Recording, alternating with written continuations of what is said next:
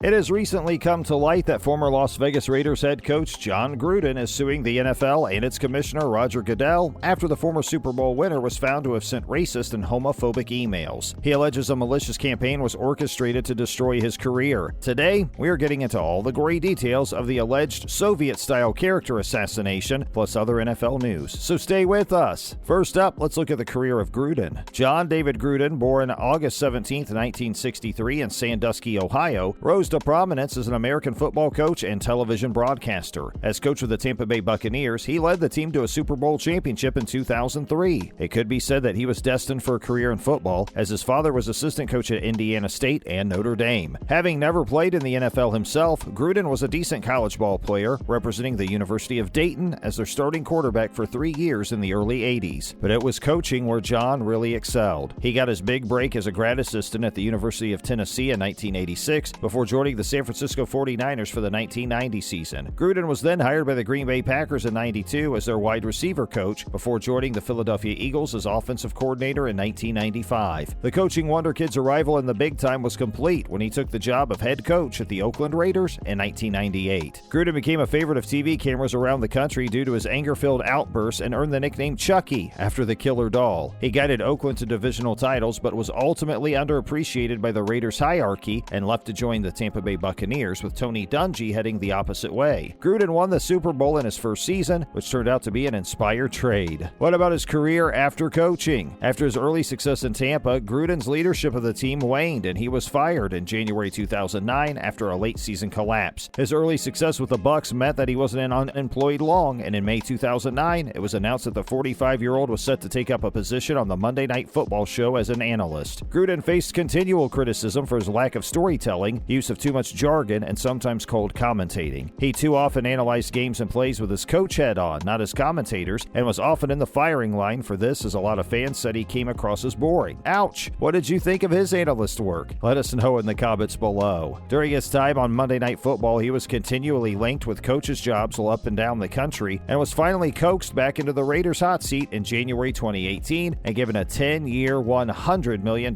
contract. Wow! This was the biggest contract ever given to a coach, but controversy was to follow. So what happened with these emails? Stay with us to find out. Earlier this year, the league was investigating the Washington football team after allegations of workplace misconduct. After sifting through 650,000 emails, we're glad we didn't have that job. Emails were uncovered which painted Gruden as a racist and a homophobe. Not a good look, John. NFL Commissioner Roger Goodell was the target of some of these emails, with Gruden crudely labeling him the F word and a clueless anti-football P word, to quote Ben Shapiro. He went one further by targeting Rams player Michael Sam, who Gruden called a queer, and Dustin White Goodell had pressured the Rams to draft him. Like his sexual orientation affects his ability to play football. Wake up, Mr. Gruden. Not content with just alienating himself from the LGBT community, Gruden went one better by saying players who protest the national anthem should be fired. NFLPA Director D. Marie Smith was next in Gruden's sights, as the vulgar former Raiders coach said he has lips the size of Michelin tires. Inexcusable, really, and we're glad people like this are finally being held accountable for their antiquated views on the world. Gruden even called out the President of the United States himself, saying Biden was a nervous, clueless P-word. The email scandal ultimately led to him resigning after the New York Times exposed the story. We, for one, are of the opinion that these sentiments have no place in modern-day sports and are glad this came to light. What about you guys? What's going on with the court case then? Let's see. After Gruden was outed as a racist and homophobe last month, he alleged that he was a victim of a malicious and orchestrated campaign, orchestrated by Goodell after the comments made by Gruden about the commissioner. I mean, you reap what you sow, right? The lawsuit comes a month after the sensational email sent by Gruden came to light. Filed in Nevada, Gruden's attorney said the NFL and Goodell selectively leaked Gruden's private correspondence to the Wall Street Journal and New York Times in order to harm Gruden's reputation and force him out of his job. The lawsuit carries on. In contrast to the formalities of the Washington football team investigation, defendants' treatment of Gruden was a Soviet-style character assassination. There was no warning and no process. Defendants held the emails for months until they were leaked to the national media in the middle of the Raiders season in order to cause maximum damage to Gruden. If only you knew how bad Soviet-style character assassination really was before comparing it to an outed racist and homophobe. The emails are alleged to have been sent to Bruce Allen, former Washington football team executive, while the ex-Raiders coach was still a part of the Monday Night Football team, and what was an investigation by the league into the workplace culture of the Washington outfit. The attorney goes on to allege that the defendant selectively leaked emails from his defendant in an attempt to harm his reputation and force him out of his job. I mean, if you play with fire, you get burnt, right? What else does the suit say, and have the NFL responded? Stay with us to find out. Adam Hosmer-Henner, the attorney heading up the former Bucs manager suit, claimed that the league had given his client no warning that these emails were about to be made public, and he alleges that they had them for months, leaking them in the middle of the season in order to cause maximum damage. The NFL replied through spokesman Brian McCarthy, denying all allegations, revealing that the league will defend itself against all claims. The suit also says that the NFL pressured the Raiders to get rid of the coach, otherwise further documents would be released. This all sounds very murky. We wonder what else they have if this is true. On October 11th of this year, Gruden and Raiders owner Mark Davis came to an agreement that the Ohio native would stand down, only the fourth season into his monster 10-year contract handed to him in 2018. No personal terms were revealed in the deal, but Gruden potentially has a loss of earnings claim against the league, as we cannot see him begin to be paid in full by Davis. The lawsuit also reveals that Gruden was dropped from his sponsorship deal with Skechers, the shoe manufacturer, and was removed from a football video game, both of which will have negative financial connotations for him. What do you think of this lawsuit, and who do you see coming out on top? Let us know below. More NFL news now, starting with Aaron Rodgers. The Packers quarterback has been in the news recently for claims of being immune when it turns out he wasn't vaccinated, but we can reveal today that claims of a fractured toe are actually real. However, he doesn't envision being out for long. The team doesn't actually see him missing any game time. The injury meant he could not practice properly before the defeat to the Vikings last weekend, and when he appeared on the Pat McAfee show, he made a joke about having COVID toe. People went nuts, the Wall Street Journal even claiming that the injury was somehow related to COVID. I mean, come on, who edits this stuff? How could COVID cause someone to fracture their toe? Anyone who dislikes feet will not want to watch Rodgers' news conference yesterday, where he actually shows the camera his toe, which was unnecessary. What do you make of Rodgers and his injury? Some Dolphins news now. Stay with us. The Miami Dolphins showed their shrewd business acumen this week by picking up former Houston Texan Philip Lindsay via waivers. Lindsay had not even been with the Texas outfit for a full season, but was released due to a lack of significant results after signing. There could be an argument to say he wasn't really given a fair chance. Miami made the signing, adding Lindsay to a backfield that already consists of Myles Gaskin, Salvon Ahmed, and Patrick Laird. The Colorado native has an uncanny ability to pick up yards in space and can also take handoffs with an impressive 164 touches of the ball in 11 games. How do you see Lindsay faring in Miami? Better than the Texans, we feel? Let us know your thoughts below. And as always, thanks for joining us today, guys, and remember to stop by next time for some more revelations. Why not share this video with any NFL fan friends you might have? Bye, guys.